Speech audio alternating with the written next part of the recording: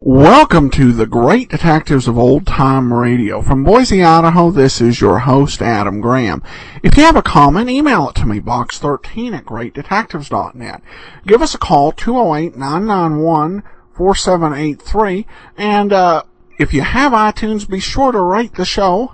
Before we do get started, I do want to say another couple thank yous. Special thank yous to those who supported us during the listener support campaign, in particular to Stephen, and also to Ian. I hope I'm pronouncing that right. Actually, our first contribution from Belgium. Thank you so much, and we'll send along access to the premium site to both of those listeners. Well, now it's time for today's episode of Rogues Gallery. This one is called Blue Eyes.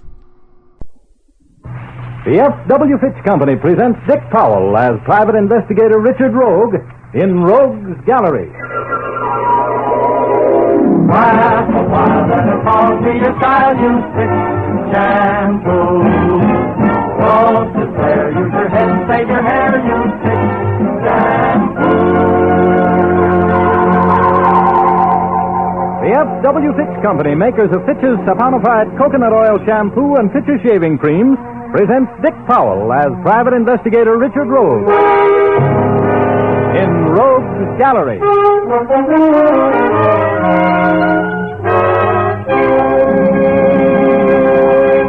Rogue speaking. Call me a silly, impressionable boy if you want to. But when I first laid eyes on Patricia Flynn at that party, I was over the side like a Jacob's ladder. Her hair was as black as a lover's despair. Her eyes were the blue of the washed sky around a rainbow. And she was to feminine architecture what the atom bomb is to science. There's never been anything like it. I liked her, and she liked me. In fact, she seemed to be spending most of the evening trying to be alone with me. But another lovely, bless her, outmaneuvered her. The next day, I went to my office a little late. I was just sitting there at my desk trying to make my checkbook agree with the bank's theories when the door opened. And who walked in was Patricia. I restrained the foolish impulse to grab her and shout, "I love you," by looking bored and saying, "Hello." Hello, Mr. Rhodes. I guess I should have called for an appointment. Oh, now, look, first off, you must call me Richard, because I'm going to call you Pat. I'm so glad you came in to see me, Pat. Let's go down to the hunt room and talk things over, shall we? After a while, if you want to. It sounds charming, but I want to talk to you here alone first. Oh, well, okay. What should we talk about? Mr. Rhodes. Richard. Thank you. I know this sounds dramatic, but there have been 2 attempts made on my life in the past 3 weeks. Well, why would anybody want to harm you? I don't know. I really don't. There's no reason that I can think of. Well, you poor kid. Where did these attempts on your life take place? At our summer place, up on Lake Tecumseh. Oh, and there's nobody up there with any motive for wanting you out of the way? Nobody. I don't know whether you've ever been to Lake Tecumseh or not. It's a small resort. Just a few families have cabins there. Maybe you better start from the beginning. You know, I don't really know much about you. Give me the whole story, will you? All right. You already know my name. It's Pat Flynn. My father was Michael Flynn, the attorney. Yes, I knew of him, of course. Mother was much younger than Dad. And about a year after he died, she married Herbert Lewis, the British artist.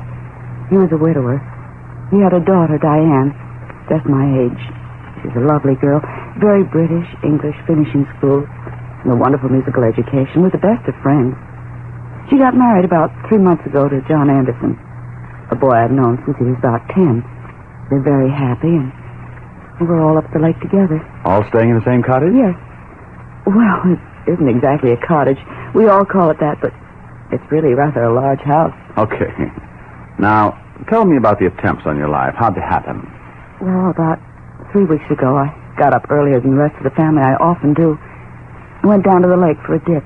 I'm a pretty good swimmer, and I headed right out to the island in the middle of the lake. I heard a bullet whistle past my head. I dove underwater and swam back toward the shore as long as I could hold my breath. Then I came up. I heard another bullet hit the water not a foot from me. I was frightened to death. I stayed underwater as much as I could until I saw Mother and John coming down for their morning dip, and I swam in and joined them. Did you tell them about it? No. I was afraid they'd laugh at me.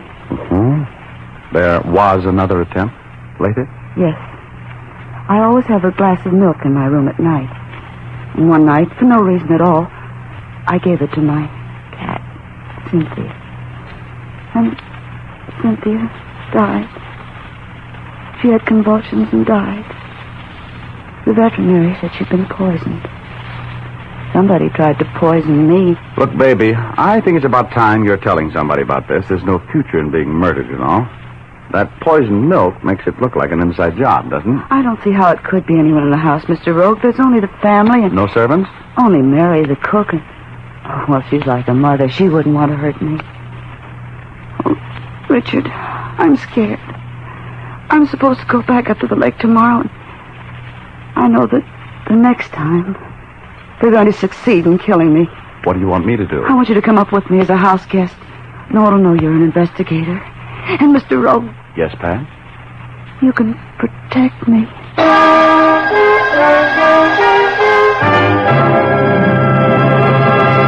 We'll continue our story in just a moment. First, the three essentials of attractive, healthy-looking hair are 1, cleanliness, 2, manageability, and 3, a fresh, clean fragrance.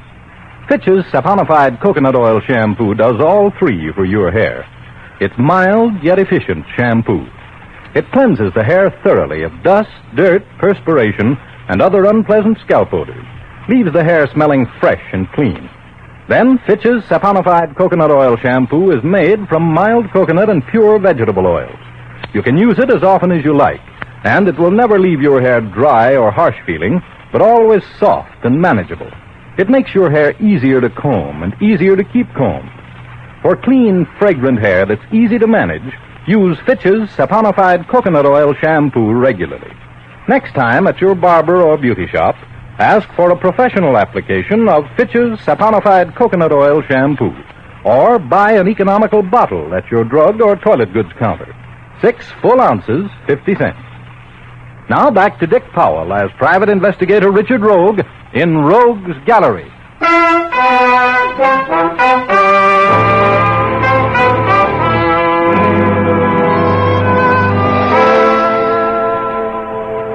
I couldn't understand why anybody would want to deprive this ugly old world of Patricia Flynn's beauty.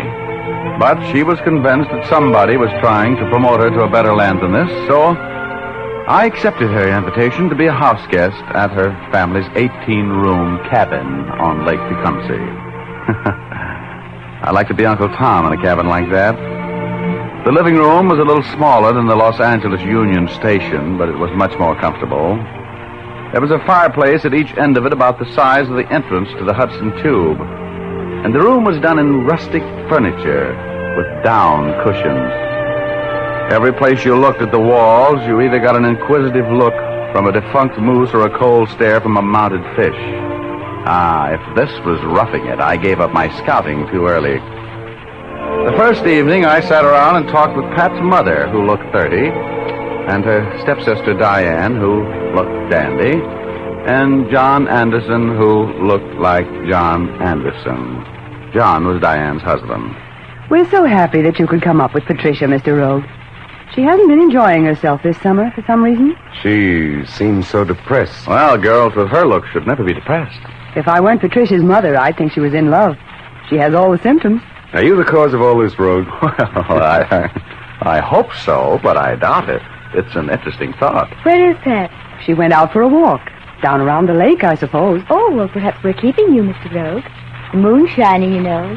Very romantic out by the lake. Oh, I think if she had wanted me to go with her, she would have asked me. You don't know women, Mr. Rogue. They're very subtle. It's really a lovely night. Come on, Diane. Let's take a walk and show Mr. Rogue around the place a little bit, huh? No, you and Mr. Rogue go ahead, John. I'm going to stay in tonight. I've had the sniffles all day. I don't think I should be out in the night air. You'd better slip a coat on over your sweater if you go out, Mr. Rogue. Gets pretty chilly up here nights. Well, how about it, Rogue? Shall we take a look around? Oh, yes. Certainly. I'd like to take a look around this place. Be sure I'm not putting you out. Oh, not at all. I usually take a stroll before turning in. Come on. Okay. If you ladies will excuse us. Of course. I'll see you at breakfast, Mr. Rogue. I'll probably retire before you return. It's so nice having you here. Thank you. Good night. Good night. We live very quietly here on the lake road. I'm afraid you might find it a little dull. Oh, I could use a little quiet. Have you known Pat long? Quite a while.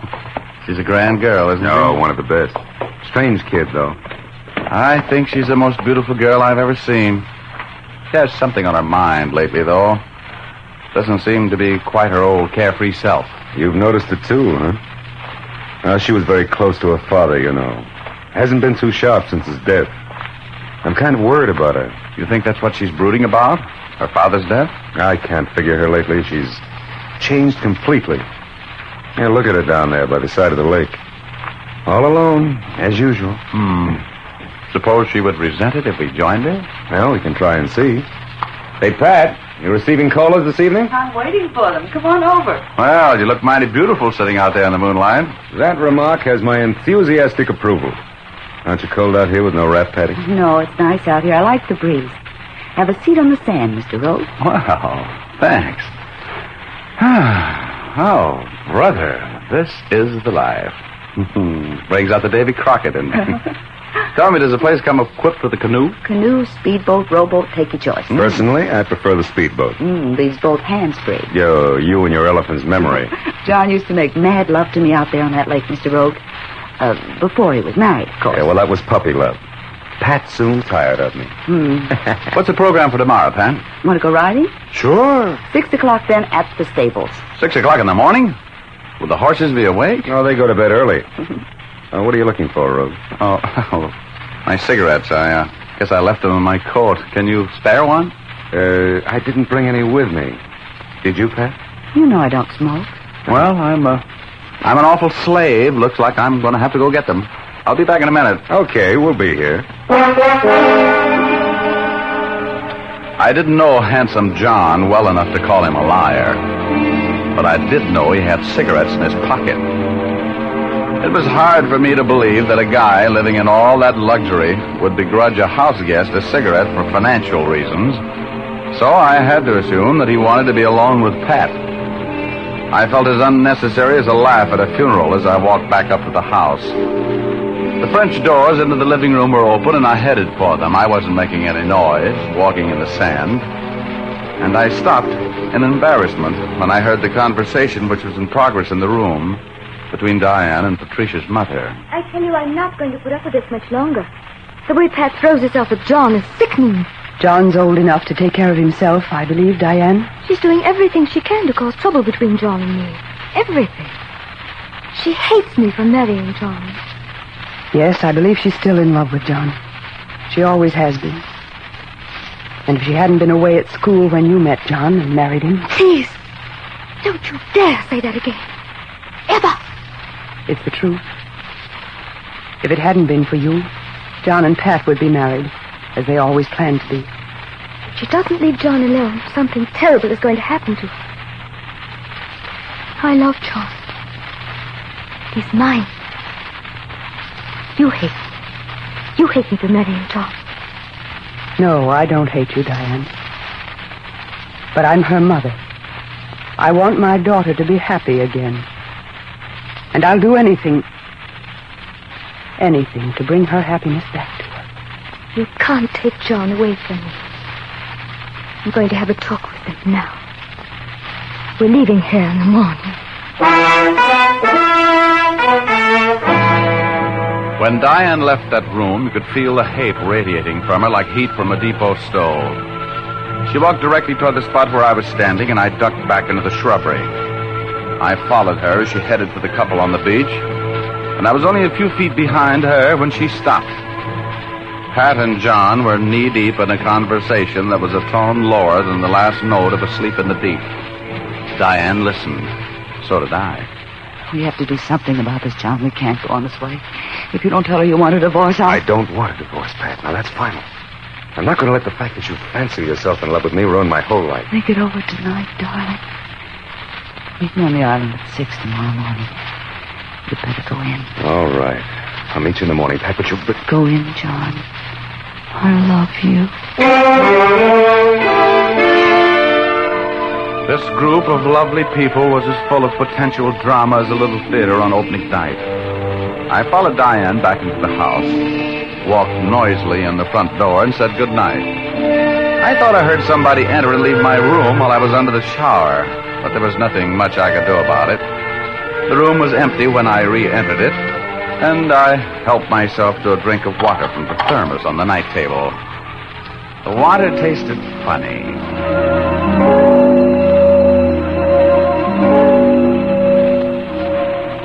As I hit the pillow, I knew what it was. I went out like a match in a bucket of water. And when I opened my eyes, I was on Cloud 8. Igor was looking me over, and that little dame was there. He's opening his eyes, Igor. Hey, Chiefy, what happened? No bump on your head. Oh, never mind. What's that girl doing here? Tell him, Igor. Ask him now. If you're going to ask me for permission to get married, the answer is no. Yeah, but Chiefy, don't you think it's about time you and I settle down? Don't you get tired of getting hit on the head? Look, Igor. You've got all you can do to take care of your job as my alter ego, without taking on any more responsibilities. But Mr. Rogue, I won't be any trouble. I can... Honey, now look, Rogie. I ask you man to man. Man to man?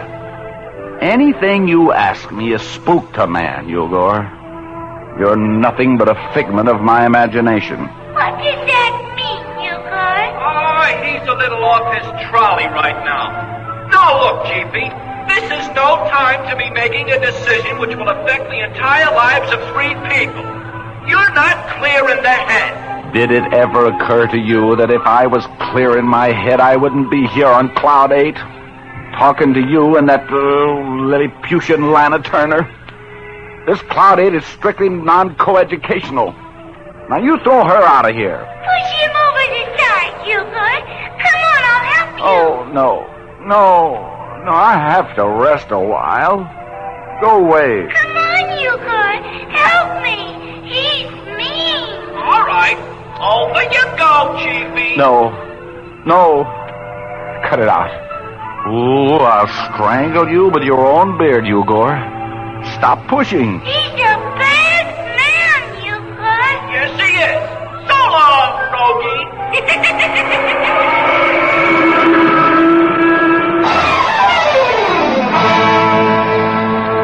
When I woke up, the sun was high in the heavens.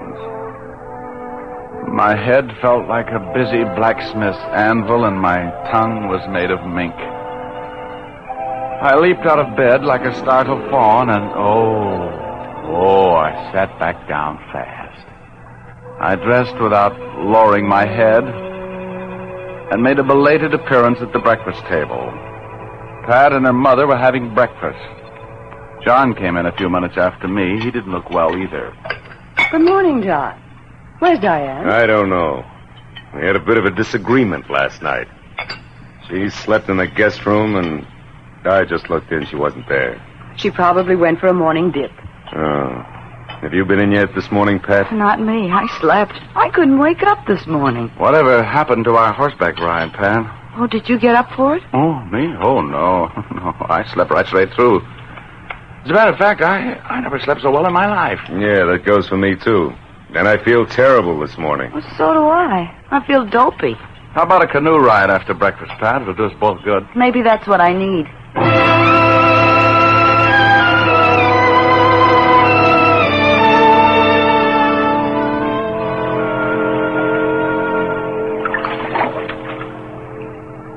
I look as stupid as I feel? I don't know what you mean. You look kind of sleepy. You look like I feel. Somebody doped me last night, Pat. They did. Are you sure? Honey, I know when I've been slipped a tricky Mickey. Last night was one of those times. Who would have wanted me out of the way last night? I don't know. I'm sure somebody doped me last night, too, Richard. It's almost as if some crazy person were hiding there. Maybe we should call the police. Look, chicken, that stepsister of yours is kind of burned with you. Diane? Now, don't look so surprised. You know it. I happened to overhear a little conversation between Diane and your mother last night. Diane lifted your boyfriend, didn't she? Yes. You're asking for trouble, Pat. Fighting back like that. I really... Hey. What's the matter? What's that over there? Oh, Richard. Don't look. It's Diane, isn't it? Yes. That's my white bathing suit. She's wearing my bathing suit. She's dead, Pat. Somebody shot her. Oh, no. Richard. Whoever shot her thought they were shooting me.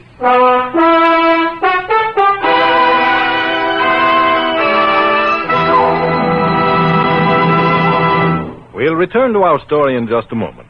First, a word to the ladies. You know how often your hair is caught in the spotlight of the summer sun. Be sure your hair meets the test. By shampooing regularly with Fitch's saponified coconut oil shampoo, you can be sure the sun will not reveal your hair as dry or harsh-looking. That's because Fitch's saponified shampoo is made from mild coconut and pure vegetable oils. It makes your hair ever so soft and manageable, even right after you shampoo it. And ladies, here's a special feature you'll appreciate. Fitch's saponified coconut oil shampoo contains its own special patented rinsing agent. No special after rinse is required, for the rinsing agent works right with the plain rinse water to get your hair sparkling clean. Fitch's saponified shampoo brings out all the gleaming natural highlights of your hair and leaves it with a satiny texture that's beautiful to look at, easy to arrange. Remember always to ask for Fitch. F-I-T-C-H. Fitch's saponified coconut oil shampoo.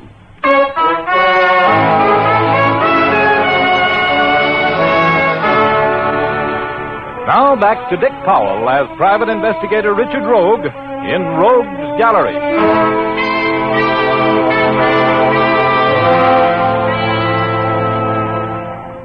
Well, Pat Flynn had proved her point. Her half-sister Diane was lying there on the beach, dead. Shot while swimming in Lake Tecumseh, wearing Pat's white satin swimsuit. I stood over Diane's body while Pat ran screaming hysterically up to the house to get John. They were back in a few minutes, and the three of us stood looking down at the dead girl. Oh, darling. Here, John, take it easy, old man. Let go of me, Rogue. Let go of me. I know how you feel, John. Oh, you know how I feel. Have you ever loved anybody so much you couldn't get your breath? And then had them murdered? You know how I feel. How could you know? John, please. Get away from me, Pat. Do you hear? This is all your fault. If you hadn't been such a stupid little fool, she wouldn't be dead. Now, take it easy, John. You don't know what you're saying. How could you blame me, John? Whoever killed her thought they were shooting me. I wish they had. You were the cause of all the trouble. You've hated her ever since we were married. You think she stole me from you? How could you think that? You were never anything to me. Now, look. We'd better get up to the house. The police have to be called. This is murder, you know. You take care of that, will you, Rogue? Of course. You better come with me, John. No. I'll stay here with Diane. But take Pat with you. Don't leave her out here with me. With us. I'll go, John. I wish you wouldn't hate me. John. Get back to the house. Come on, Pat. And when the police get here, Rogue, I have something to tell them. Bring them right out here to me. All right, John. Oh, this is a horrible thing, Pat. Tell me, how did your mother react to the news of her stepdaughter's murder? She didn't say anything. She just said, "Oh, Richard, you don't think Mother..." I don't know. It looks like everybody in the house was doped last night, but your mother. Oh, it couldn't have been Mother. She wouldn't want to hurt me. You're overlooking the fact that whoever shot Diane might have known just who was wearing that white bathing suit, aren't you? Oh, no. It couldn't have been Mother. It was someone trying to kill me. That's just a theory. Go call the police. Tell them to come up here. I'm going to have a talk with your mother. As soon as Pat was out of the way, I ran up the stairs to my room. I took the stopper out of the thermos and sniffed the water in it. There had been chloral in that water. I knew the pungent smell of it. I visited Pat's bedroom and John's and sampled the odor of the water at their bedsides. It was a very interesting experiment. I headed for the bedroom occupied by Pat's mother and hesitated outside the door. There was the odor of burning cloth. I opened the door and walked in. She was on her knees in front of the fireplace, trying to burn a scanty red swimsuit, a damp one. What do you mean coming into my bedroom, Mr. Rogue? Your stepdaughter Diane has been murdered, and I'm investigating the circumstances. Give me that bathing suit. Give it here. No, I won't. I'm sorry. I'll have to take it then. You know, destroying evidence is bad business. Give it here. I killed her. I killed Diane, Mr. Rogue. You did? Why? She was ruining my daughter's life. I killed her this morning. Where does the bathing suit enter into it? Why were you trying to destroy it? I didn't want the police to know that I'd been in the lake this morning. Oh, I see. Well? The police are... Mother, what are you doing with that swimsuit? Pat, Whose is it? It was Diane's. You might as well face it, Pat. Your mother killed Diane. She just confessed to me. She was burning that suit to keep the police from finding out that she'd been in swimming this morning. Oh, that's ridiculous. Look at that suit. Look at the size of it. Mother could no more get into that, Pat. No, she couldn't, could she? But you could, Pat. And if I did it. I killed her. Pat, don't say anything. The water on my nightstand was drugged last night, Pat. Chloral. So was John's. But yours wasn't. And you shot Diane, didn't you? No. Pat, don't answer him. I shot her. I hated her. She was no good, Mother. I did it. I killed her. I saw her sneaking around listening to what John and I were saying last night. Spying on us. I gave her something to listen to. I made a date to meet John on the island at 6 o'clock this morning. I knew what she'd do. I knew. Oh, Pat. Pat, how could you do it? I'm glad I did it. If I can't have John, I'd just as soon be dead. I'm only sorry I wasn't a little more clever. Pat, dear, we'll get the best attorney. No, not for me. Oh, bless your heart. That was a wonderful try you made for me. Mommy, I love you.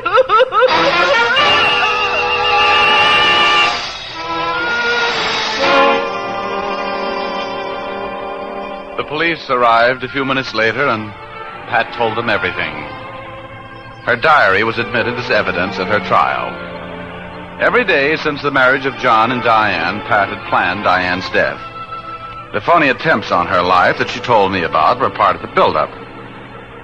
There could be no doubt about the fact that Pat's mind had given away under the deadly poison of jealousy and hate. She was found not guilty by reason of insanity and was committed to an institution. All on account of jealousy. Oh, well, jealousy is a very strange thing. You drive yourself daffy trying to prove something that you hope isn't true. Because if it is, you're going to drive yourself crazy trying to convince yourself that it wasn't important anyway. You know what I mean.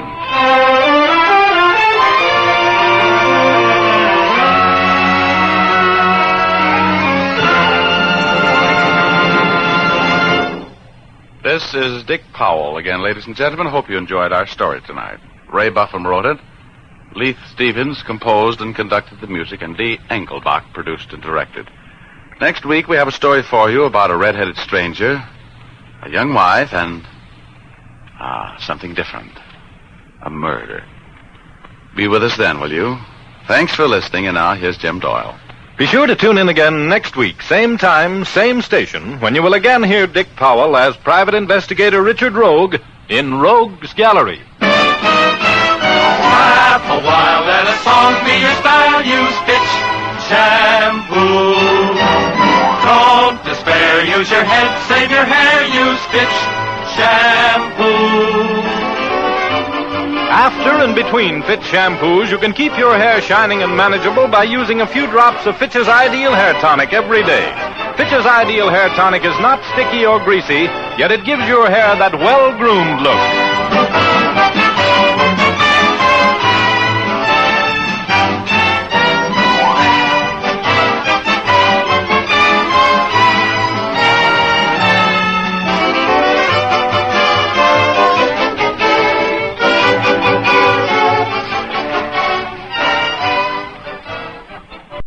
Welcome back. Well, a very good morality play the way it worked out.